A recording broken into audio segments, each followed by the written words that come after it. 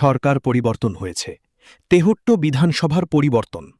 সরকারের বিধায়ক সুব্রত কবিরাজ মহাশয় হসপিটাল পরিদর্শনে এসে বলেছিলেন, তেহট্ট মহকুমা হসপিটালের মেন গেটের রাস্তাটা ঝাঁ চকচকে করে দেব। যে কথা সেই কাজ হয়েছে ঝাঁ চকচকে। কি বললেন এলাকার বাসিন্দা শোনাব। সেই দৃশ্য ধরা পড়ল আমাদের ক্যামেরায়।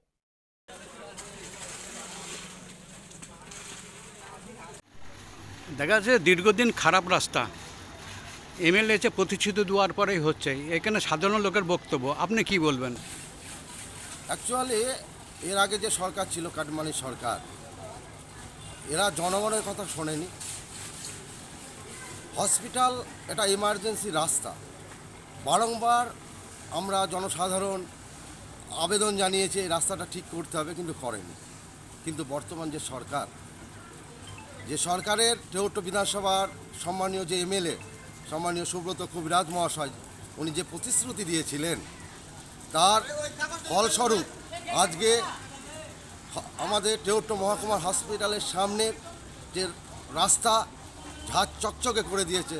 উনি প্রতিশ্রুতি দিয়েছিলেন 15 দিনের মধ্যে এই রাস্তা আমি করে দেব, সেটাই করেছে। ধন্যবাদ জানাই আমি আমাদের তেহট্ট বিধায়ক সম্মানীয় সুব্রত কবিরাজ মহাশয়। স্যার, আপনার নাম? আমার নাম অভিজিৎ দেবনাথ।